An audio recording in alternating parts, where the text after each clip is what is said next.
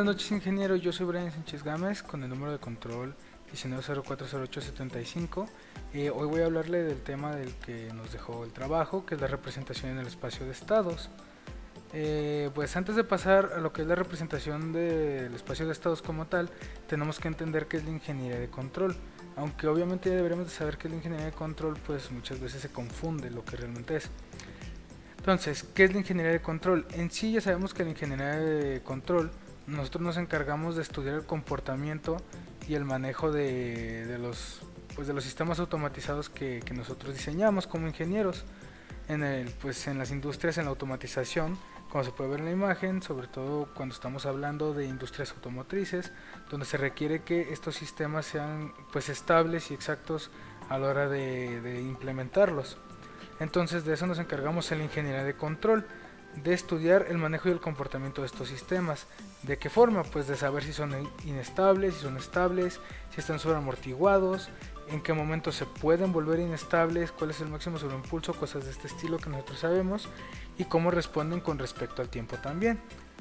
Ahora, ¿qué es la ingeniería de control moderna? Sabemos que antes simplemente existía la ingeniería pues, de control análoga, porque pues se decía que era más exacta y se criticaba mucho a la digital porque decían que era más inestable.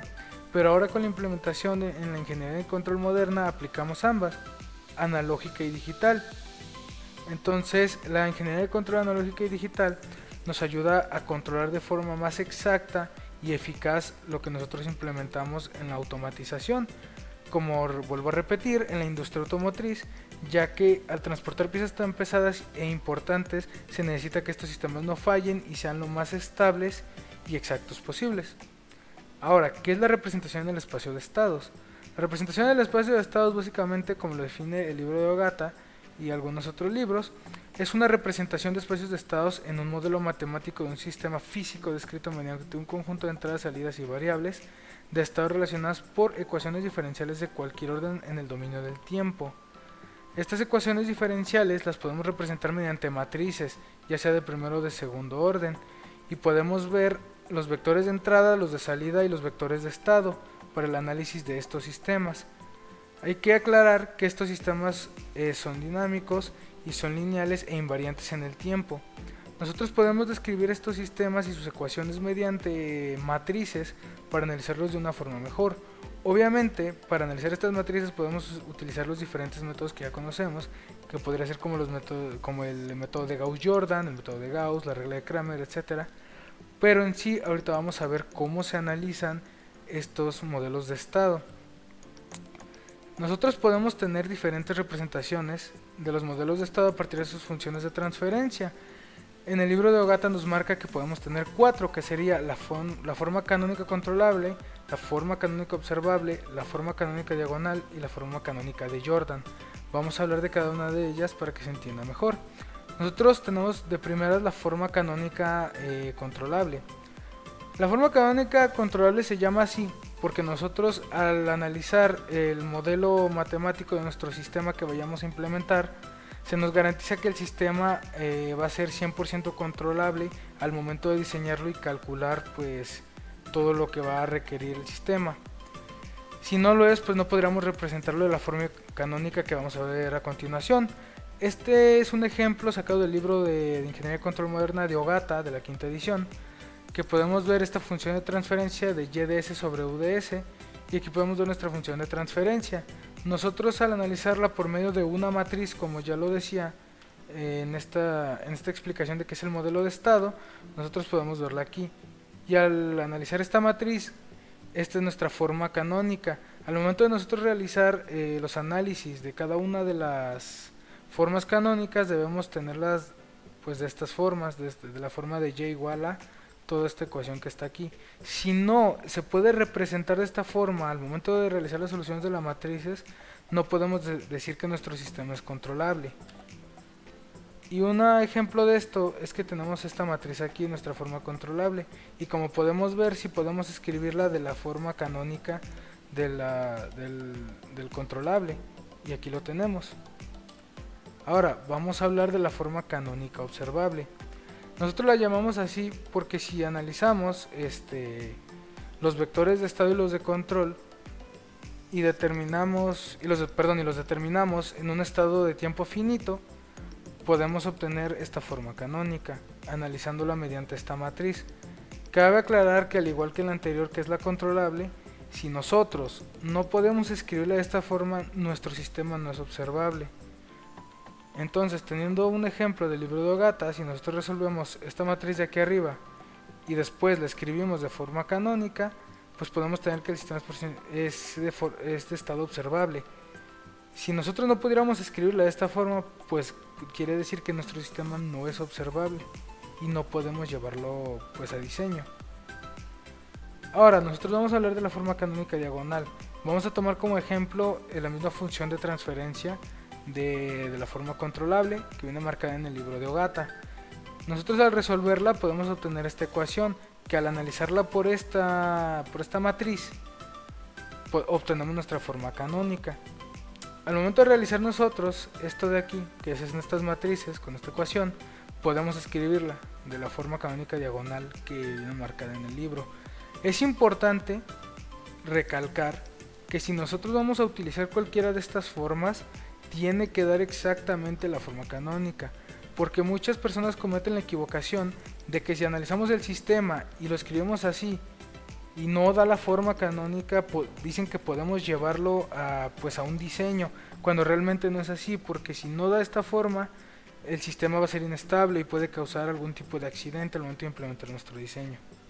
Ahora vamos a hablar de la forma canónica de Jordan. Sabemos que al momento de resolver matrices, una de las más usadas es la regla de Cramer y la de Gauss-Jordan. Bueno, pues para los sistemas de control, Jordan también maneja una forma canónica, que sería esta de aquí.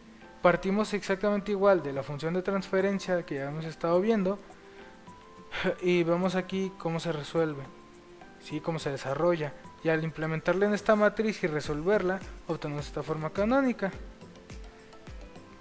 Entonces vamos a pasar a un ejemplo explicado de las representaciones de estado. Nosotros tenemos esta función de transferencia, y ds sobre uds es igual a s cuadrada más 3s más 7 sobre s cúbica más 6s cuadrada más 9s más 4. Al pasarla nosotros un diagrama de bloques la tenemos de esta forma, teniendo aquí la entrada y acá la salida.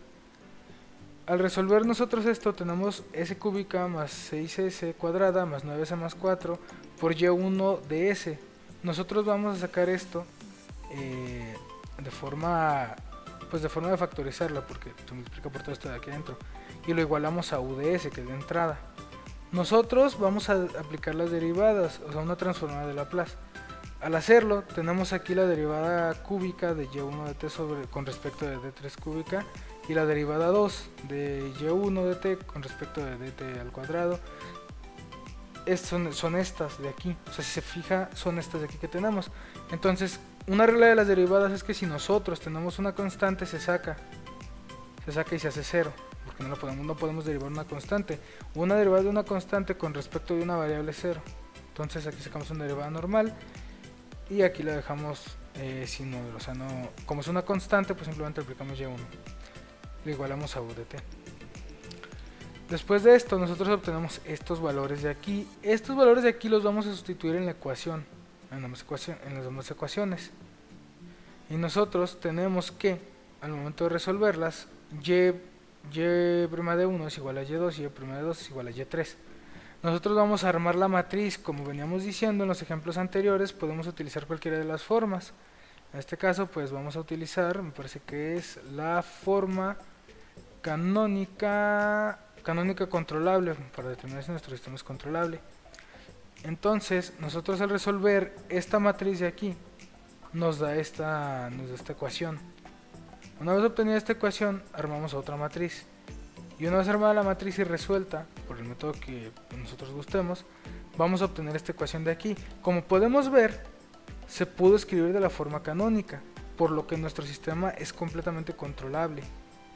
Y es a lo que iba. Si nosotros al resolver esta matriz nos diera un resultado que no podemos utilizar en nuestra forma canónica, nuestro sistema no va a ser controlable. ¿Esto qué quiere decir?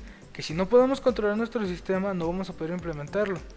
Porque lo que nosotros necesitamos es estarlo controlando siempre, para prevenir errores y accidentes dentro de nuestro sistema y de la empresa donde se vaya a implementar, de la industria.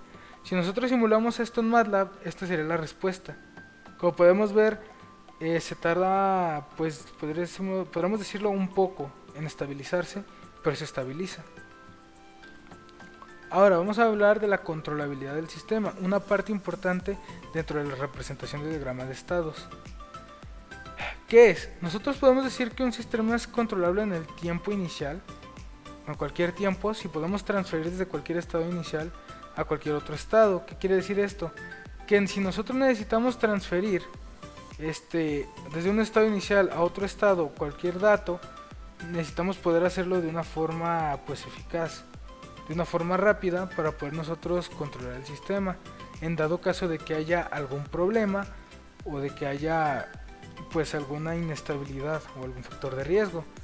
Nosotros podemos tener esta ecuación para la controlabilidad y resolverla mediante esta otra, porque más bien esta sería su respuesta y esta sería su forma canónica. Si nosotros al momento de analizar nuestro sistema armamos esta matriz y la realizamos y nos da un resultado que es igual a 0, pues podemos decir que es un resultado singular, por lo que nuestro sistema no es controlable. Y si armamos la matriz y nos da un resultado diferente de 0, quiere decir que no es singular y nuestro sistema es completamente controlable. Ahora vamos a hablar de la observabilidad del sistema. La observabilidad del sistema en sí es que nosotros podemos observar en el tiempo, en cualquier tiempo, sobre todo en el inicial, con el sistema en el estado cualquiera, que preferiblemente también es el inicial.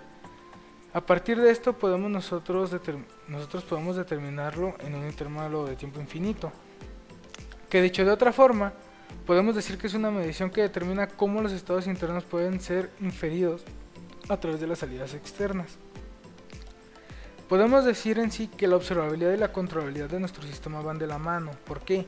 Porque si nosotros no podemos ni observar ni controlar el sistema, no podemos pues impedir ciertos factores de riesgo que pueden suceder en una empresa o en una industria a la hora de implementar la automatización. Y si no podemos controlar un sistema, pues entonces no podemos pues utilizarlo, no podemos implementarlo en la industria, en la manufactura, en la industria automotriz, en la minería, sobre todo en estos lugares donde se utiliza más la automatización por el hecho del transporte de ciertos materiales. Nosotros podemos tener esta matriz con esta forma canónica. Pero si nosotros resolvemos esto y no nos da un valor diferente de 0, como acá, es una forma singular y nuestro sistema no es observable. En caso contrario, si nosotros formamos la matriz y se resuelve y este valor es diferente de 0, nuestro sistema es completamente observable. Ahora vamos a ver las aplicaciones de estos diagramas, de estas representaciones de diagramas de estados. Como ya venía diciendo, pues está la fábrica de autos, como podemos ver aquí un ejemplo, pero también se puede utilizar en sistemas de aviación, en las industrias petroquímicas, en las minerías, en las fábricas de autos.